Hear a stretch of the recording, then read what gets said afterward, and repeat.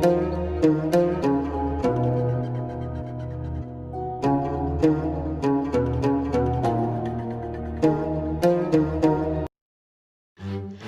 Arab adalah salah satu dari suku bangsa Semitik yang mayoritas adalah penduduk di dunia Arab, baik di Timur Tengah maupun Afrika Utara, serta sebagian minoritas penduduk di Iran, Turki, serta komunitas diaspora lainnya di berbagai negara. Seseorang umumnya dianggap seorang Arab dilihat dari latar belakang mereka, baik secara etnis, bahasa, maupun budayanya. Secara politis, orang Arab adalah mereka yang berbahasa ibu Arab dan berayah keturunan Arab pula. Selain di Iran dan Turki, juga terdapat sejumlah besar diaspora Arab di Amerika dan Eropa. Bangsa Arab mempunyai akar panjang dalam sejarah. Mereka termasuk ras atau rumpun bangsa Kaukasoid dalam subras Mediterranean yang anggotanya meliputi wilayah sekitar Laut Tengah, Afrika Utara, Armenia, Arabia, dan Irania. Bangsa Arab hidupnya berpindah-pindah atau nomaden karena tanahnya terdiri dari gunung pasir yang kering dan sangat sedikit turun hujan. Perpindahan mereka dari satu tempat ke tempat yang lainnya mengikuti tumbuhan stepa atau padang rumput yang tumbuh secara sporadis di tanah Arab di sekitar oasis atau genangan air setelah turun hujan. Padang rumput diperlukan oleh bangsa Badui untuk mengembala ternak mereka. Mereka mendalami wilayah Jazirah Arabia yang dulunya merupakan sambungan wilayah gurun membentang dari barat Sahara di Afrika sehingga ke timur melintasi Asia, Iran Tengah, dan gurun Gobi di Cina. Wilayah ini sangat kering dan panas karena uap air laut di sekitarnya. Sekalipun begitu, wilayah ini kaya dengan penghasilan bahan minyak terbesar di dunia. Selanjutnya ada Arabia pra-Islam. Bangsa Arab diketahui telah memiliki peradaban jauh sebelum Islam muncul di sana. Beberapa ahli mengungkapkan bahwa aspek peradaban Arab meliputi agama, politik, ekonomi, dan seni budaya. Dari segi teologis, bangsa Arab juga telah mengenal berbagai macam agama, seperti paganisme, Kristen, Yahudi, Majusi, dan agama Tauhid. Islam diwahyukan oleh Allah melalui seorang hamba dan Rasulnya, yaitu Muhammad ibni Abdillah yang lahir pada 12 Rabiul Awal tahun Gajah bertepatan dengan 25 Agustus 571 Masehi di Makkah. Beliau berasal dari kabilah Quraisy yang merupakan kabilah terhormat di kalangan bangsa Arab. Beliau menerima wahyu pertamanya pada umur 40 tahun dan menjadi titik awal lahirnya ajaran agama penyempurna agama Tauhid dari Nabi Ibrahim, yaitu Islam. Tujuan dakwah Nabi selama 13 tahun di Mekah adalah penanaman dasar-dasar keimanan dan segala yang berhubungan dengan akidah. Hal tersebut dapat dicermati dalam hal-hal yang dibahas dalam surah Makkiyah yang kental dengan masalah akidah dan keimanan. Berbeda dengan periode selanjutnya. Di Madinah, Nabi mulai menerapkan syariah Islam, hukum-hukum, dan pembangunan ekonomi sebagai dasar kehidupan bernegara dan bermasyarakat. Prinsip keadilan harus dijalankan terhadap semua penduduk tanpa pandang bulu dan mengakui persamaan derajat seluruh manusia di hadapan Allah. Prinsip ini cukup berat untuk dipraktikkan mengingat tradisi Arab yang mengakui keunggulan satu keturunan atau satu kabilah tertentu atas lainnya. Prinsip lainnya adalah prinsip musyawarah untuk memecahkan segala persoalan demi tercapainya kemaslahatan bersama. Prinsip soal sosial Islam juga diperkenalkan menggantikan berbagai tradisi jahiliyah yang kurang berperi kemanusiaan. Nabi juga berdagang mengajarkan konsep jual beli yang berbeda dengan tradisi Arab terdahulu. Tidak ada lagi monopoli perdagangan maupun sistem ekonomi kapitalis. Derajat wanita yang dahulu tak berharga diangkat sedemikian rupa sehingga memiliki derajat yang setara dengan pria. Beberapa perubahan sosial lainnya adalah semakin terangkatnya derajat manusia, terutama pada budak belian. Perlahan namun pasti, Nabi mencoba mengurangi praktik perdagangan budak dan memberikan mereka hak-hak seperti manusia yang lainnya. Ahli lain menyebutkan bahwa kejayaan Islam mulai sejak wafatnya Nabi pada tahun 632 Masehi. Pada masa kejayaan tersebut, Islam berkembang pesat ke berbagai belahan bumi dan menjadi pusat peradaban dan ilmu pengetahuan dunia. Pada masa kejayaan ini, Islam mulai merambah benua Afrika, Eropa, dan belahan Asia lainnya, baik tengah, selatan, timur, maupun tenggara. Para filsuf, ilmuwan, dokter, insinyur, serta ulama bermunculan dan memberikan banyak kontribusi terhadap pengembangan teknologi dan kebudayaan. Berdirinya dinasti Abbasiyah pada tahun 1250 Masehi.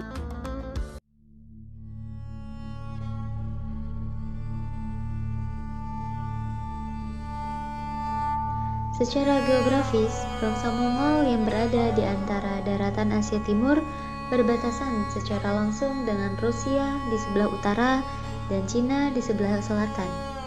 Geografi negara ini adalah Gurun Gobi di bagian selatan dan wilayah pegunungan yang dingin di bagian utara. Sebagian wilayah Mongolia sekarang terdiri dari gurun pasir. Titik tertinggi di Mongolia adalah Bukit Khiten di Tavanbog dengan ketinggian 4.374 meter di atas permukaan laut. Bangsa Mongol berasal dari daerah pegunungan Mongolia yang membentang dari Asia Tengah sampai Siberia Utara, Tibet Selatan, Mangkuria Barat, serta Turkistan Timur. Nenek moyang mereka bernama Alanja Khan. Ia mempunyai dua putra kembar, Tatar dan Mongol. Kedua putra itu melahirkan dua suku bangsa yang besar, Mongol dan Tatar. Mongol mempunyai anak bernama Ilkhan yang melahirkan keturunan pemimpin bangsa Mongol di kemudian hari. Bekerja mengembala menggunakan kuda membuat mereka terbiasa dengan kelelahan dan penderitaan, serta penggunaan senapan sehari-hari membuat setiap orang menjadi prajurit. Kemajuan bangsa Mongol secara besar-besaran terjadi pada masa kepemimpinan Yesugei atau Iyasugi Bahadur Khan. Ia berhasil menyatukan 13 kelompok suku yang ada pada waktu itu. Setelah Yasugi meninggal, putranya Temujin atau Chinggis yang masih berusia 13 tahun tampil sebagai pemimpin. Bangsa yang dipimpinnya itu meluaskan wilayah ke Tibet, Cina Barat Laut, dan Cina pada tahun 1213, serta berhasil menduduki Beijing pada tahun 1215. Sasaran berikutnya adalah negeri-negeri Islam pada tahun 1209. Kemudian terus ke Samarkand pada mulanya. Mereka mendapat perlawanan berat dari penguasa Khwarizm, Sultan Ala ad-Din di Turkistan. Pertempuran berlangsung seimbang. Karena itu, masing-masing kembali ke negerinya. Sekitar 10 tahun kemudian, mereka masuk Bukhara, Samarkand, Khorasan, Hamazan, Quzwain, dan sampai ke perbatasan Irak. Tolui, salah seorang anak Genghis Khan, diutus ke Khorasan. Sementara anak yang lain, yakni Joshi dan Chagatai, bergerak untuk merebut wilayah Sungai Sirdarya di bawah Khawarizm. Kendati merupakan sejarah kelam bagi Islam, tumpasnya Abbasiyah dan beberapa negeri muslim lainnya menjadi pintu masuk penyebaran Islam terhadap bangsa Mongol. Seusai menguasai negeri Islam, bangsa Mongol pun hidup berdampingan penduduk muslim yang kala itu selamat dari peperangan. Bangsa Mongol bergaul dengan penduduk muslim dan mulai berkenalan dengan nilai-nilai dan ajaran Islam. Hal tersebut menjadi titik awal dianutnya Islam oleh bangsa Mongol. Sebelum mengenal Islam, bangsa Mongol merupakan penganut agama Syamaniyah, yakni kepercayaan menyembah bintang-bintang dan matahari terbit. Adapun nama Tuhan mereka yaitu Tengri atau Sang Langit Biru yang kekal. Agama ini merupakan warisan turun-menurun dari nenek moyangnya. Ghazan Khan adalah seorang raja kekaisaran Mongol yang beralih memeluk Islam. Tokoh Mongol lainnya yaitu Timur Leng juga Muslim. Kendati berwatak kejam, Leng dikenal pula sebagai seorang yang memberi perhatian terhadap perkembangan Islam.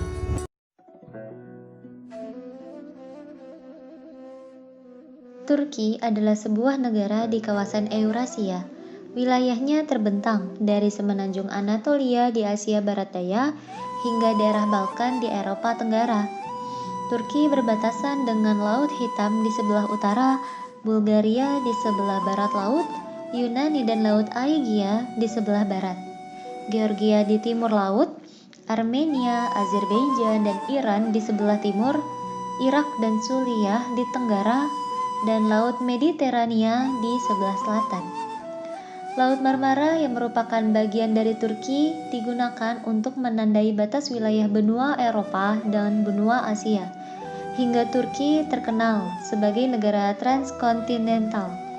Bangsa Turki mulai bermigrasi ke daerah yang dinamakan Turki pada abad ke-11. Proses migrasi ini semakin dipercepat setelah kemenangan Seljuk melawan Kekaisaran Bizantium pada pertempuran Manzikert. Setelah Kekaisaran Utsmaniyah runtuh, setelah kalah pada Perang Dunia I, sebagian wilayahnya diduduki oleh para sekutu yang memenangi Perang Dunia I. Mustafa Kemal Atatürk kemudian mengorganisasikan gerakan perlawanan melawan suku. Pada tahun 1923, gerakan perlawanan ini berhasil mendirikan Republik Turki modern dengan Atatürk menjabat sebagai presiden pertamanya. Ibu kota Turki berada di Ankara, namun kota terbesar di negara ini adalah Istanbul. Disebabkan oleh lokasinya yang strategis di persilangan dua benua, jejak Islam di Turki dimulai sekitar abad ke-12. Turki saat itu bernama Kerajaan Bizantium dan telah berada di bawah kekuasaan Romawi selama 400 tahun. Romawi mengalami perpecahan pada tahun 395. Penaklukan Bizantium ini memunculkan nama besar Muhammad Al-Fatih karena keberaniannya. Ia adalah putra dari Sultan Murad II yang merupakan raja ke-6 Daulah Utsmaniyah. Sultan Murad II memiliki perhatian yang besar terhadap pendidikan anaknya. Ia menempa buah hatinya agar kelak menjadi seorang pemimpin yang baik dan tangguh. Walaupun umurnya baru seumur jagung, sang ayah Murad II mengamati Sultan Muhammad memimpin suatu daerah dengan bimbingan para ulama. Sultan Muhammad II diangkat menjadi Khalifah Utsmaniyah pada tanggal 5 Muharram 855 Hijriah, bersamaan dengan 7 Februari 1451 Masehi. Langkah pertama yang Sultan Muhammad lakukan untuk mewujudkan cita-citanya adalah melakukan kebijakan militer dan politik luar negeri yang strategis. Pengaturan ulang perjanjian tersebut bertujuan untuk menghilangkan pengaruh kerajaan Bizantium Romawi di wilayah tetangga Utsmaniyah, baik secara politis maupun militer. Sultan Muhammad II juga menyiapkan lebih dari 4 juta prajurit yang akan mengepung Konstantinopel dari darat. Pengepungan yang berlangsung tidak kurang dari 50 hari itu benar-benar menguji kesabaran pasukan Utsmani, menguras tenaga, pikiran, dan perbekalan mereka. Bizantium telah memagari laut mereka dengan rantai yang membentang di semenanjung Tanduk Emas. Tidak mungkin ia menyentuh benteng Bizantium kecuali dengan melintasi rantai tersebut. Akhirnya Sultan Muhammad menemukan ide yang ia anggap merupakan satu-satunya cara agar bisa melewati pagar tersebut. Di pagi harinya, Bizantium kaget bukan kepalang.